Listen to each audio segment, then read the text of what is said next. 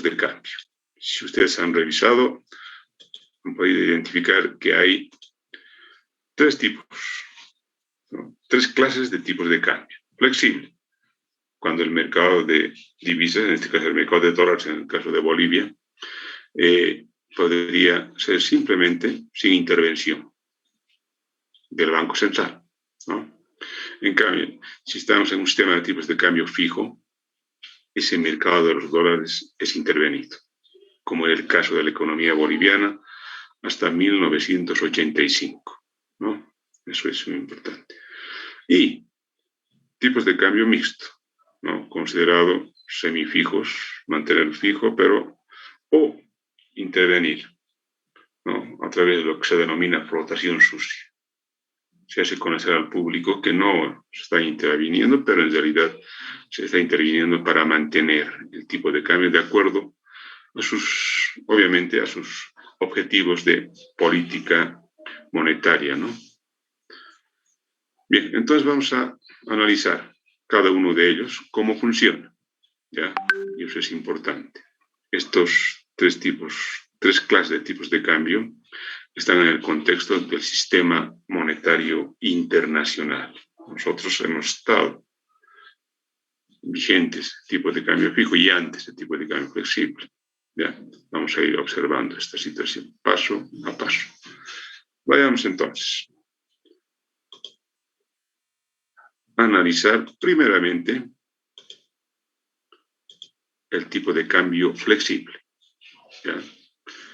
Tipo de cambio flexible implica que ese mercado va a funcionar en forma libre, sin intervención del Banco Central. ¿Ya? O sea, la demanda y la oferta en forma libre determina el tipo de cambio. ¿Ya? Es como en un mercado de bienes a nivel microeconómico, la demanda y la oferta y sus determinantes.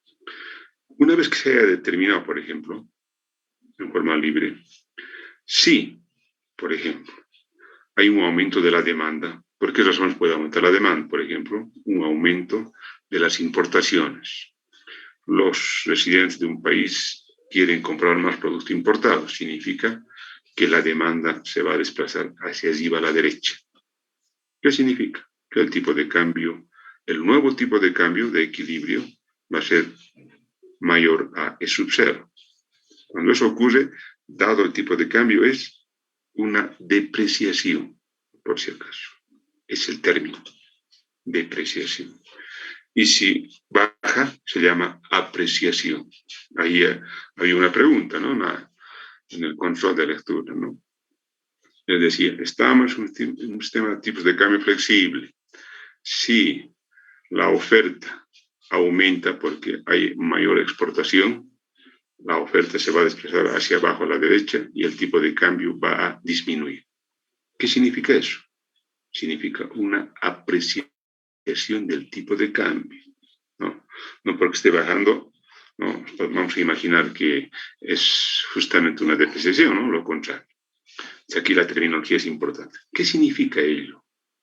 Por ejemplo, si el tipo de cambio es, vamos a suponer, 7, ¿ya? Y por aumento de la oferta, el tipo de cambio ha llegado a 5. ¿Se imaginan esa situación? ¿Qué significa? Se ha apreciado nuestra moneda, o sea, se ha fortalecido. Antes, con 7 bolivianos comprábamos $1. Ahora, con 5 bolivianos compramos ese mismo dólar. Eso significa apreciación. ¿Ya? Y esa es la terminología que hay que considerar. Y depreciación cuando el tipo de cambio sube. Si sube de 8 a 10, por ejemplo, se está depreciando. Miren, antes pagábamos por $1 8 bolivianos, ahora debemos pagar 10. Nuestra moneda se está depreciando. Eso significa, ¿ya? Cuando el tipo de cambio es flexible. En cambio, si el tipo de cambio es fijo, miren, si el tipo de cambio es fijo, el Banco Central fija, ¿no?, la paridad del tipo de cambio. Y a esa paridad el Banco Central está comprando y vendiendo, está obligado a vender y a comprar dólares para mantener esa paridad, ¿no? Eso es un mercado intervenido, ¿ya?, con objetivos. Reitero, este tipo de cambio fijo estaba vigente hasta 1985. ¿ya? En esas condiciones, miren, los problemas que en ese entonces se ha generado, es lo que se genera. En términos de la teoría ocurre lo siguiente. ¿Qué pasaría si este tipo de cambio fuera el fijo, determinado por el Banco Central? ¿Ya? Y la demanda aumenta. La demanda aumenta. Y está presionando para que el tipo de cambio suba. Miren, a E sub 1. ¿No? Esa situación no puede darse, porque el tipo de cambio es fijo al nivel de E sub 0. ¿Qué debe hacer entonces el Banco Central? Debe, miren, vender dólares. Esta oferta tendría que desplazarse abajo a la derecha. El Banco Central está vendiendo dólares. ¿No? ¿Y qué significa si eso permanece constantemente vendiendo dólares? Las reservas internacionales van a ir disminuyendo. Entonces, el Banco Central, para evitar seguir perdiendo reservas internacionales, dólares, va a tener que modificar el tipo de cambio. Y al modificar va a subir. ¿Ya? Y eso se llama devaluación. Con el tipo de cambio fijo, el gobierno, a través de un decreto, devalúa. Miren, en la economía boliviana, 1982, el tipo de cambio era 20 pesos. En esa vez era pesos. Y ha devaluado a 25. La presidenta de ese entonces, doña Lidia Geiger. Ha generado todo un problema, ¿no? Ese es el detalle. Entonces, consideren esta situación. Bueno, vamos a hacer una práctica para el tema siguiente, para observar cómo, y justamente, ¿no?, durante el gobierno de la UDP se han dado estos casos. Vayamos a observar con ejemplito cómo este tipo de cambio, si es fijo, no puede generar problemas. Y esto es la primera tarea para que ustedes resuelvan. ¿Ya? Tenemos la demanda y la oferta de dólares. El tipo de cambio fijo, miren, es justamente el equilibrio en este punto, 7 y 30. Ustedes pueden verificar esto. Verifiquen. Ahora, ¿qué pasaría si la demanda tiende a aumentar? Miren, la demanda tiende a aumentar y subir el tipo de cambio a 8. Esa situación no puede ocurrir porque el tipo de cambio es fijo, ¿no? Entonces el Banco Central debe vender dólares, es decir, esta cantidad de dólares, de Q1 a Q sub 0. ¿Cuánto debe vender? Eso es lo que ocurría. ¿Cuánto? Eso era fuga de capitales, ¿no? Entonces, les pido que determinen cuánto, qué cantidad de dólares debe vender el Banco Central para mantener el tipo de cambio al nivel de 7. Tienen que calcular el segmentito. Las funciones son lineales. Primera tarea que tienen que hacer. Luego, el tercer sistema de tipos de cambio es mixto, o sea, denominado semifijos. Es una intervención denominada flotación sucia en términos de la teoría, ¿ya? Y el Banco Central fluctúa, ¿no?, el tipo de cambio en un límite superior y un límite inferior, ¿no?, tratando de mantener. Entonces tiene que estar vendiendo o comprando dólares. Evidentemente, la realidad es más vendiendo, ¿no? Y eso significa salida o reducción de las reservas internacionales, ¿ya?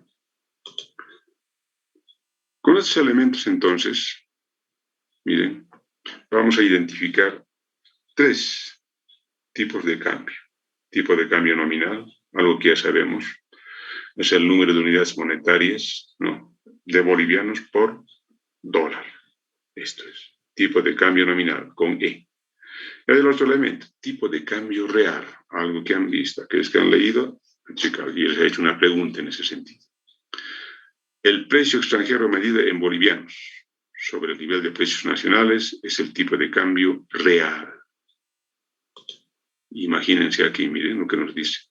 Si el precio de un celular, 20 dólares, multiplicado por el tipo de cambio, 7 por 2, 140 bolivianos. Precio extranjero medido en bolivianos, 140 bolivianos sobre el nivel de precios. Eso se llama tipo de cambio real y nos mide la competitividad. Si eres mayor a 1, somos competitivos. Si eres menor a 1, no competitivos. Y este tipo de cambio real se puede expresar en términos de tasa de crecimiento también, ¿ya?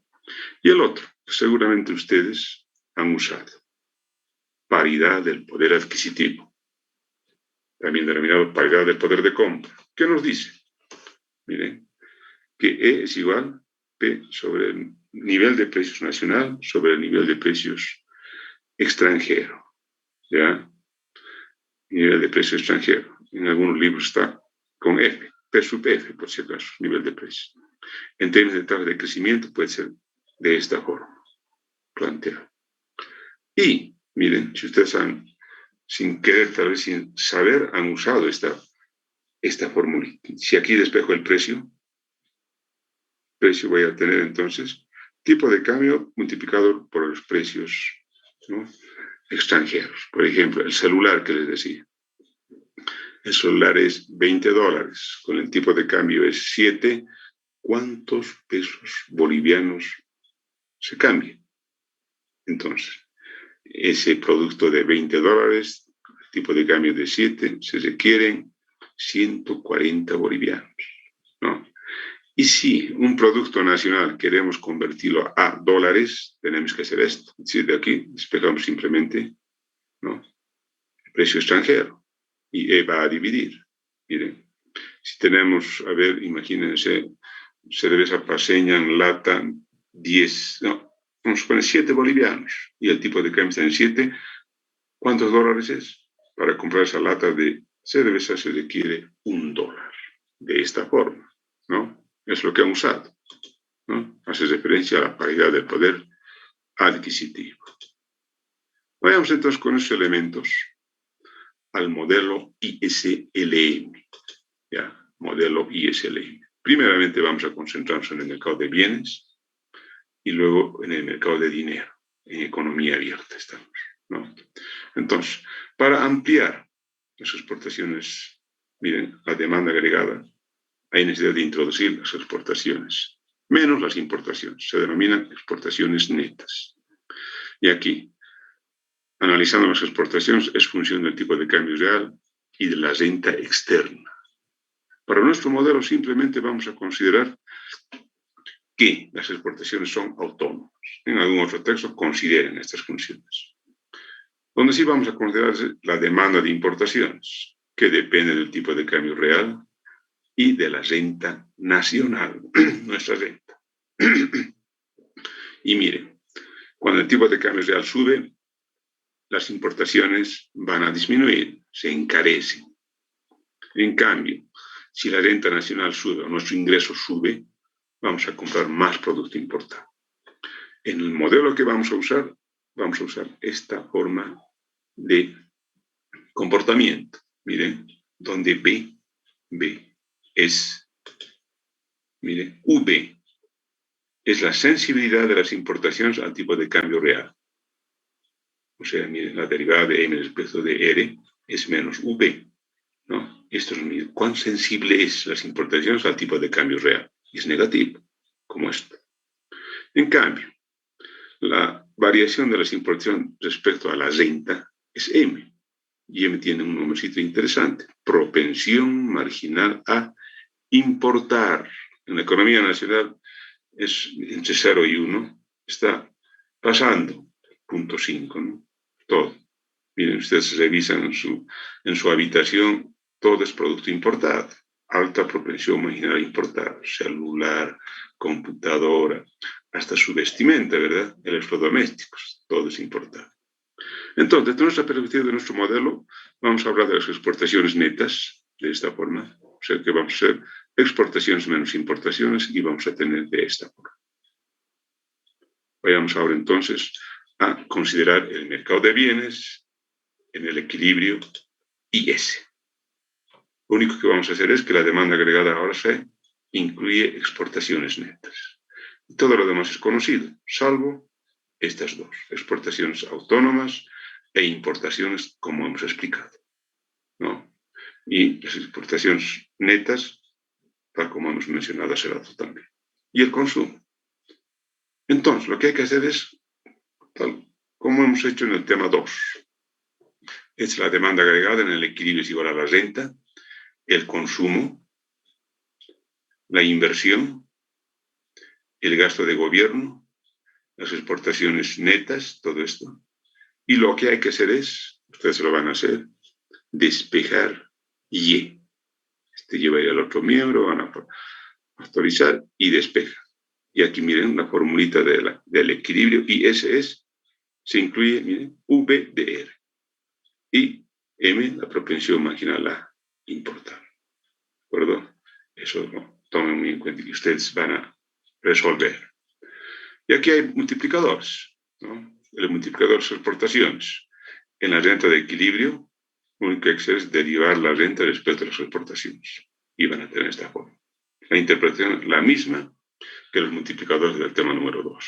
Y aquí vamos a tener también multiplicadores del tipo de cambio real. Cómo varía la renta cuando el tipo de cambio real se incrementa. Este multiplicador, ¿no? Y para que ustedes practiquen un ejemplito. Miren, muy similar a lo que hemos hecho antes. Ahora incluimos exportación 120 y las importaciones menos 120 del tipo de cambio real más 0.4 de la renta. Miren, la propensión marginal a importar, 0.4. ¿No? Aquí se pide determinar la renta de equilibrio. Y para encontrar la renta de equilibrio van a suponer que la tasa de interés es 0.5 y el tipo de cambio real es 1.5. Una vez que determinan, encuentran el saldo. Otra tarea para ustedes. Bien, vayamos entonces ahora en economía abierta al mercado de dinero. Mercado de dinero. ¿Ya? Aquí hay que suponer. Miren, recuerden ustedes la balanza de pagos. La cuenta capital, vamos a suponer perfecta movilidad del capital cuando los tipos de cambio son flexibles. El tipo de cambio es libre, no hay intervención del Banco Central, por si acaso. ¿Ya? Entonces aquí miren, la balanza de pagos es una cuenta corriente, la balanza comercial, denominamos nosotros aquí exportaciones netas. Y la cuenta, ¿no? Capital, flujo de capital. ¿Ya? Aquí la balanza comercial tiene sus determinantes y la cuenta capital, su determinante fundamental es la diferencial de tasas de interés. Cuando estos son iguales, significa que la balanza de pagos está en equilibrio. No hay ni entrada ni salida de capital. En la medida que sean diferentes, va a haber entrada o salida de capital. Por ejemplo, supongan ustedes que la tasa de interés cuando la balanza de pagos está en equilibrio es 10. 10 a nivel interno y 10 a nivel internacional. No hay ni entrada ni salida de capital. ¿Qué pasaría si el sistema financiero nacional, los bancos comerciales nacionales, aumentan el tipo de cambio por algunas determinadas a 20? Miren, los inversores, tanto nacionales, ¿no?, como extranjeros especialmente, van a venir al país a invertir y a ganar intereses, ¿no? Eso significa entrada de capital, superávit de la balanza de pagos. En cambio, si esa tasa de interés nacional cae, por ejemplo, a un 2%, ¿qué van a hacer los inversores extranjeros? Van a decir, no, hay que dejar de invertir en Bolivia e ir a invertir, a depositar en el extranjero. Significa salida de capital y déficit. Ese es, ¿no?, lo que ocurre cuando estamos con este modelo. ¿Cómo logramos el equilibrio en el mercado de dinero? ¿Cómo logramos el equilibrio? O la curva L. Es la demanda de dinero, recordarán, y es la oferta de dinero. Equilibramos. Y de eso despejamos la renta. Antes estábamos despejando el tasa de interés, ahora despejamos la renta. De esta forma. Y suponer perfecta movilidad del capital con tipos de cambio flexible y suponer que hay equilibrio en la balanza de pagos, que la tasa de interés es igual a la tasa de interés externa. Lo único que hay que hacer es anotar, ¿no?, la tasa de interés externa, aquí miren, y este sería equilibrio LM en una economía abierta. Y para determinar el equilibrio ISLM en una economía abierta y determinar el tipo de cambio real de equilibrio, ¿ya? ¿No? Suponiendo lo que hemos mencionado hace rato, lo que hay que hacer es lo siguiente. La IS, la que hemos determinado, suponiendo la tasa de interés externa. Y la LM, la que hemos determinado, suponiendo la tasa de interés externa. Miren, la renta LM y la ISLM se igualan, igualamos, y lo que hay que hacer es otra tarea para ustedes, despejar R. ¿Ya? Despejan R y tienen estos determinantes. Esto se lo llama tipo de cambio real, equilibrio ISLM, balanza de pagos. ¿Ya? Miren, este tipo de cambio real, resuelvan ustedes paso a paso. En Mochón hay errores en el libro. En Darwin también hay errores en el libro, por si acaso. No, miren, ¿qué nos está diciendo esto? La oferta monetaria aumenta, somos más competitivos, aumenta R. Si la tasa de interés se incrementa, la tasa de interés externa se incrementa, somos más competitivos. En cambio, miren, en A está el gasto público. Si el gasto público se incrementa, negativo, somos menos competitivos. Aquí, según este enfoque teórico, no conviene aumentar el gasto público. Va a generar pérdida de competitividad. Muy bien, hasta aquí. Preguntas, por favor. Tienen 3 tareas, ¿no? Lo que estoy mencionando. Háganlo, por favor, hagan. No se queden diciendo, no, ya lo tengo el tema. Solo mirando, ¿no? Agarren una hoja, un cuaderno, ya deben tener su cuaderno, están resolviendo ejercicios. Y con el auxiliar también están resolviendo, me imagino que sí. ¿De acuerdo? Muy bien, preguntas, por favor. Preguntas. Nada. Miren. Demanda de importaciones. Miren. La demanda de importaciones, lo que compramos nosotros, lo que compramos, producto importado. Queremos comprar un celular, no se produce en Bolivia. Muy bien. ¿Cuáles son los determinantes? Tipo de cambio real. Y el tipo de cambio real es este, ¿no? Depende de los precios extranjeros sobre el nivel de precios y del tipo de cambio nominal, ¿no? Eso es importante, ¿no? Entonces, si aumenta el tipo de cambio real, somos más competitivos. Los productos de importación se van a encarecer. Recuerden, la primera parte cuando hemos mencionado las importaciones, significa que van a haber oferta de dólares, ¿no? Entonces, R aumenta, reducimos nuestras importaciones porque se encarecen las importaciones, ¿ya? Eso es. Y es función también de la renta, de nuestro ingreso. Imagínense nuestro ingreso. Si nos aumenta nuestro ingreso, seguro tenemos una posibilidad de aumentar nuestras compras de productos importados, dado la propensión marginal a importar. En el ejemplo que les estoy mencionando es punto 4, ¿no? De 0 a 1. O sea, el 40%, imagínense usted en su casa, el 40% de los bienes, de los artículos electrodomésticos, televisor, refrigerador, calculadora, celular, miren, todo ello más o menos, según el ejemplo, es aproximadamente 40%. No, eso nos dice esta situación. Y V es la sensibilidad de las importaciones al tipo de cambio real. Significa que se comporta de esta forma, ¿no? De esa forma es la demanda de importaciones, ¿no? Y estamos haciendo el ejemplito.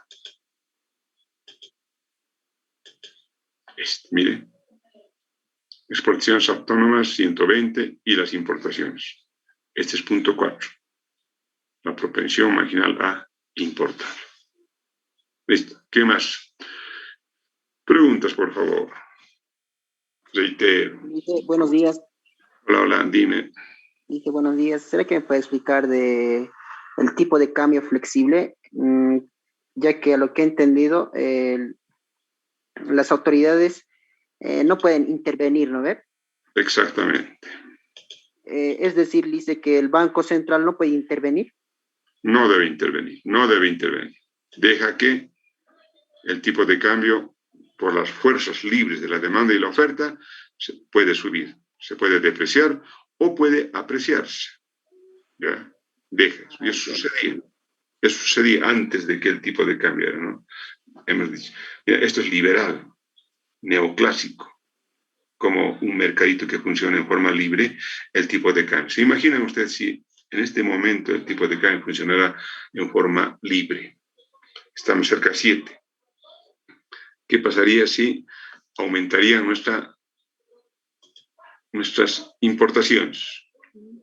El público quisiera comprar más producto importado, aumentaría la demanda, ¿no? Si es libre, el tipo de cambio subiría de 7 a 10. ¿Se imaginan lo que ocurriría?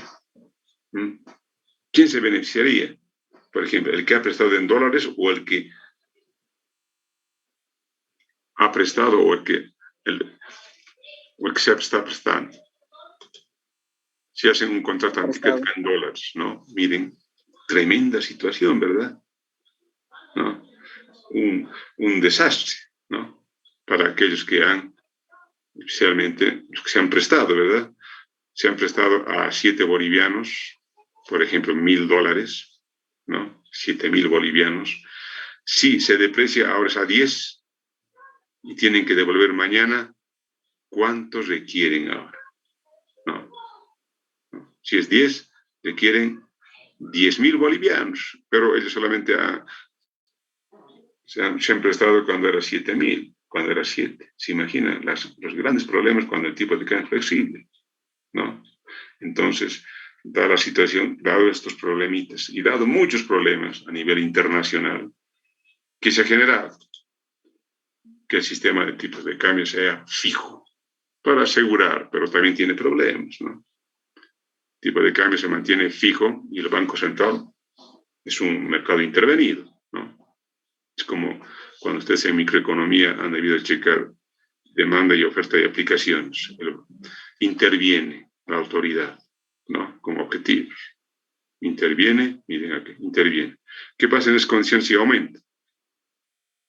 Si aumenta, el tipo de cambio tiende a subir, pero no debe subir. El Banco Central debe garantizar el tipo de cambio fijo y para ello debe vender dólares. Pero si esto persiste, no, persiste como ha ocurrido en la economía boliviana del 85, durante el gobierno de la UDP. Estábamos en una época hiperinflacionaria. Miren, el tipo de cambio era, vamos a suponer, 1982, 20 pesos. 20 pesos. Y a esos 20 pesos el Banco Central debería vender dólares. ¿Quién se acercaba? Por favor, quiero $1, $1.000 a 20. En el mercado paralelo, en el mercado negro, ese mismo dólar se estaba cotizando, miren, en 120 pesos. ¿Qué hacía el comprador? El comprador compraba $1 a 20. Al rato corriendo iba al mercado paralelo, como los librecambistas que están aquí, que han visto, lo vendía a 120. ¿Cuánto ganaba? No, sí, al rato. Sí. Y así sucesivamente. Y era insoportable la situación. Los reservas internas estaban perdiendo y había que devaluar. Yo os voy a dar una práctica para encontrar un poco los elementos de la historia, ¿no? De la hiperinflación para el siguiente tema. Eso es. ¿Alguien más? Preguntas. Tienen que leer y tienen que resolver, por si acaso. Licenciado, una pregunta. Dime. En la primera tarea que nos asignó nos dice calcular cuántos dólares debe vender el Banco Central si el tipo de cambio sube. ¿Y cuál es la fórmula que debe hacer? Miren, calculen esta partita, este segmentito. ¿Cuánto? Para que miren, el tipo de cambio está subiendo, dice, a 7. Digo, de 7 a 8. Está presionando. Esto no debe de ocurrir. Por lo tanto, esta oferta debe desplazarse aquí. Así, miren. Oferta. Y para que el tipo de cambio se mantenga en 7, ¿cuánto debe vender el Banco Central? Q1 menos Q sub 0. ¿Cómo calculamos este puntito? ¿Ah? ¿Cómo calculamos este Q1? Aquí los que están en ingeniería comercial son buenas, ¿verdad? Al rato van a resolver, ¿no? Son funciones lineales. Los de economía tal vez pueden fallar un poquito, ¿no? Pero los ingenieros al rato, ¿no? ¿Sí o no? ¿Ya han resuelto? Sencillo es. Consideren, miren, esta misma distancia. Mejor no les digo, ¿no? Ustedes investiguen. Les voy a preguntar. Muy bien, preguntas. Así ocurría. Miren. ¿Cuánto tiene que vender? Y esto era, miren, una fuga de capitales, pérdida de reservas internacionales. Y esta situación no se podía mantener, había que devaluar, ¿no? Ustedes van a ver en la historia, devaluar. En esa época, si el gobierno decía mensaje del presidente, durante el gobierno de la UDP especialmente, ¿no? Era dramático para las familias escuchar. Obviamente en sus medidas del paquete económico estaba la devaluación, ¿no? Y licenciado, una pregunta así, basándonos más en la historia. Después de esa hiperinflación que ha habido, cuando Bolivia ha cambiado de moneda nacional a los bolivianos, ¿qué ha pasado con el dólar? ¿Ha seguido devaluado? No, pues miren, a ver, ahorita está más o menos como decimos, ¿no? Está en una situación de tipo de cambio mixto, flotación, ¿no? Está manteniéndose ahí. ¿Y qué significa ello? Mantener esta situación, ¿verdad? Esta situación, nuestras reservas. Porque hay presión para que el tipo de cambio suba, ¿no? Porque miren, si en 1985 estaba el gobierno de la UDP, renuncia y entra el MNR y plantea unas medidas económicas, ¿no? Ya no va a ser fijo, dice, ¿no? Ya no va a ser fijo el tipo de cambio, se va a determinar a través del bolsín del Banco Central, ¿no? Y obviamente va a ser administrado el tipo de cambio, ¿no? ¿Se imaginan ustedes el tipo de cambio? Estaba en ese entonces, 1985, al nivel de 2 bolivianos, ¿no? Se ha cambiado del peso al boliviano. Estaba al nivel de 2 bolivianos, aproximadamente. Y ha ido subiendo, ¿no? Hasta llegar a 7, ha llegado cerca a 8, 2005, si mal no recuerdo. Y luego, miren, hasta aquí está. Había una tendencia a seguir subiendo, ¿no? Y luego, por política del gobierno, actualmente estamos en ese nivel de 7. Como ustedes recordarán, por ejemplo, los exportadores de Santa Cruz solicitan, ¿no?, que el tipo de cambio que debe subir para que sean más competitivos sus productos, ¿no? Esa es la situación. ¿Qué más? Preguntas tienen que dar. El tema siguiente es políticas y ajustes en economía abierta. Ahí vamos a ver alguna temática interesante, ¿ya? Y ahí les voy a decir que lean un poco de la historia del gobierno de la UDP, antes, durante y después, ¿ya? Y vamos a ver algunos detalles. Listo, preguntas, por favor. No hay nada, yo les voy a preguntar, a ver. Yo les voy a preguntar. Dime. Licenciado, una consulta. En cuanto a la política monetaria, tenemos uno de los reguladores que es la operación de mercado abierto. Y para ello el título de compras de deudas públicas. Quería preguntarle a qué se refiere con títulos de deudas públicas. ¿Cuáles son? Deudas, son los bonos, pues. Mire, si usted compra un bono, el banco le debe a usted, ¿no? Le debe, ¿no? Ese monto de dinero, está pagando interés. Cuando termine el lapso de tiempo de ese bono, usted puede ir a cobrar con sus intereses más, ¿no? Eso es en tema de, sin hablar del tipo de cambio, ¿no? Sin hablar del mercado de divisas. Es simplemente cuando estamos hablando de mercado de dinero, ¿no? Operaciones de mercado abierto, compra y venta de bonos del tesoro, ¿no? Bien, a ver, yo les preguntaré ahora. A ver, a Nina Choque.